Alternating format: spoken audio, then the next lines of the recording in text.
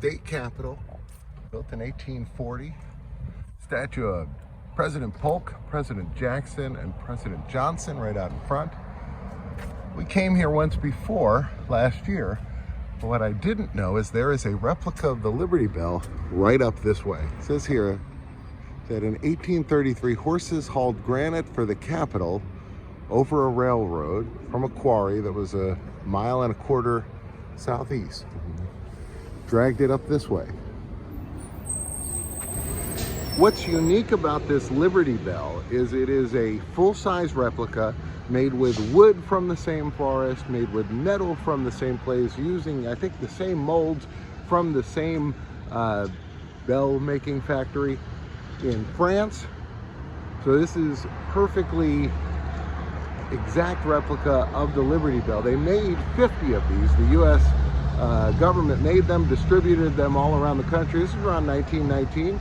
There'll probably be a plaque out front that'll tell you more about it. It is cold today, by the way. It looks sunny, but boy, it's chilly. It says, just like the Liberty Bell, it says this exact replica of the Liberty Bell, same weight, same size as the original.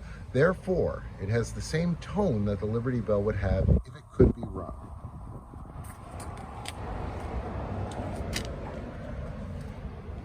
Now, the real Liberty Bell can't be rung anymore because it has a crack that went through it, and then once you get a crack in the bell, what they did was they drilled out these holes and hammered these metal things in there that were supposed to keep it totally straight.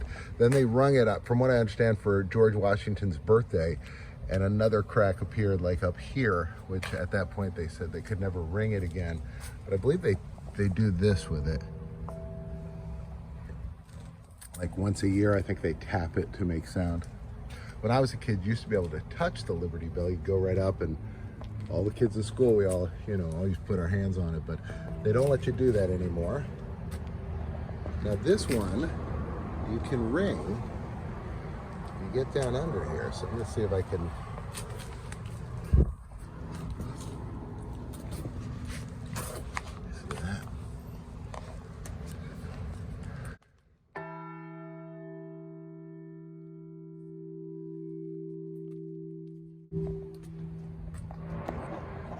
That is pretty great.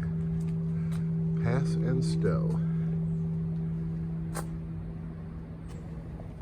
Now it says here that there is a time capsule that was buried right here in 1976 that's not to be unearthed until 2076. So still got quite a few years left on that time capsule. So if you're looking for something to do in 52 years, you can come right out here.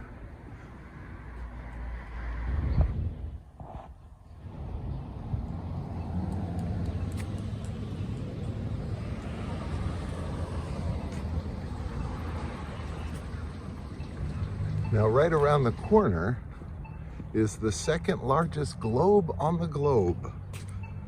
This thing is enormous. Apparently there's a restaurant inside, the Daily Planet Cafe.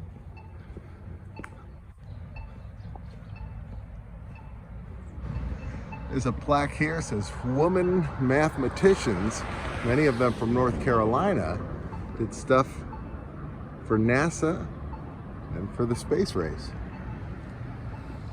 And here we go.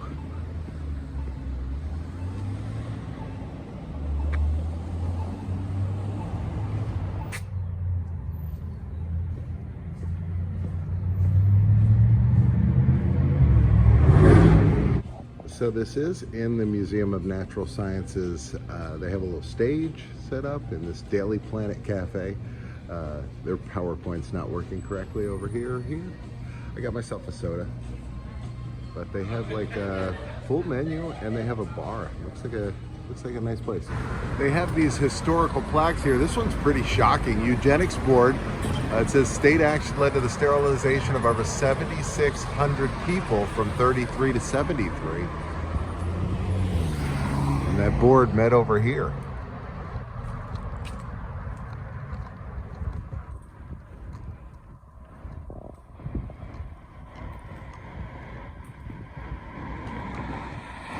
That Daily Planet Cafe was real nice. I waited around till I finished my soda, got myself a refill of the pink lemonade because I'm not a sucker. Always make sure when there's free refills in life, make sure you take advantage. Here's Sacred Heart Catholic Church.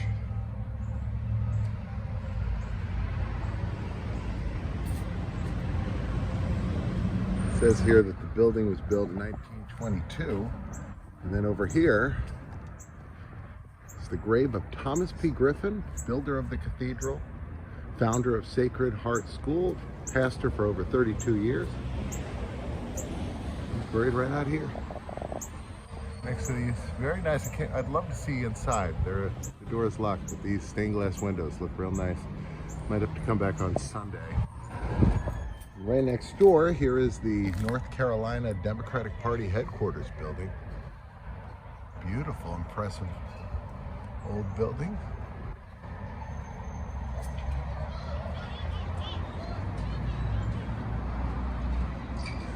It says here that the North Carolina Medical Board was established in 1859. It is one of the oldest state regulatory boards. Originally met in the old state capitol, which was 2 blocks east. And then look at this Holiday Inn. I love these ones where they're a big cylinder. When I was a kid, they always reminded me of one of the tubes that a roll of film came in, but nobody knows what that is anymore. Well, you guys do. I mean, you guys are in the know. That's why you're here. By the way, if you enjoy these videos, make sure and be like the Fonz. Give it a thumbs up. I'd appreciate it. It'll help the video go out to more people, which is what I want in life. We need more people to see me crawling on the ground, ringing the Liberty Bell. Raleigh Fire Department just took off. There's one of the trucks outside. Central Fire Station. Here he is. It says his name is Berkeley. Okay, it says this squirrel was commissioned by the city and that it was made from a 90-foot willow large oak that was removed from this park in 2019. It says the tree was known for being the widest tree downtown and for how its roots came over the sidewalk on Market Street, where it stood opposite the Berkeley Cafe. And his name is Berkeley.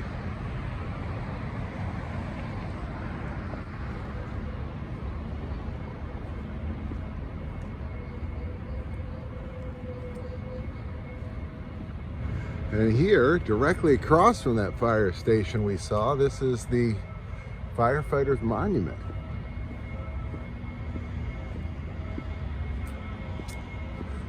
And you can see they're helping this guy.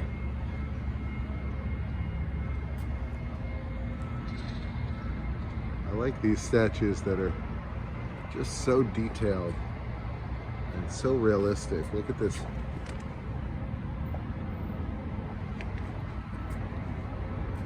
And look at, by the way, this like bird on the top of the helmet. I guess that's what they have on their fire helmets here.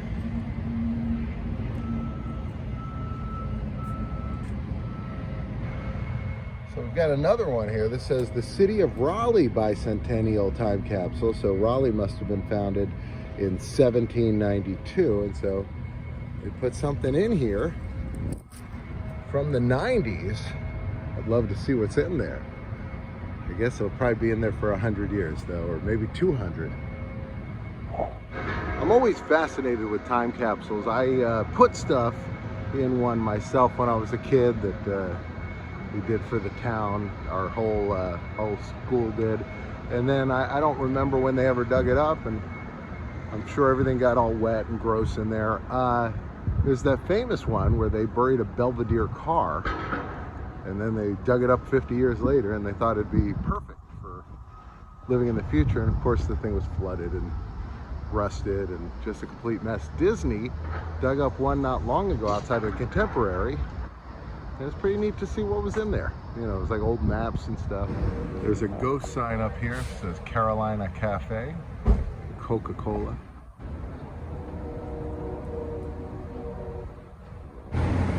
There's some artwork painted on this building. They've got the angel that you can stand in front of, but I love these bears. Look at all these bears down here.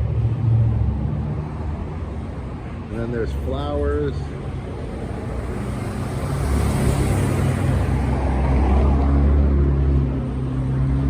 There's some old steps here that lead up to this parking lot. I guess at one point there was some kind of building or probably a home that was here.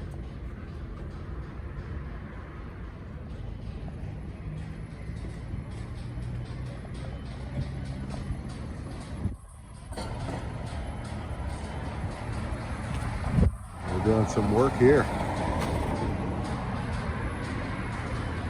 It's a mural on the side of this Alfred Williams and Company. Totally get it. There's this guy who looks like he's sad that he just lost a match and put his shirt on. Still got his knee pads on. Yeah, I don't know what these two guys are doing over here. This guy's just leaning on this other, like they're twins maybe. They both look kind of like Kramer. This is the local TV station. Hey, they're at the desk there. Let's see if we can see that. There's a lot of reflection. It looks like they're getting ready for live broadcast there.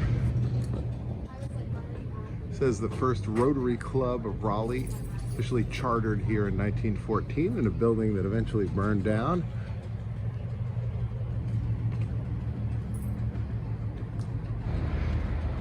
Here is the big acorn that they drop every year on New Year's Eve.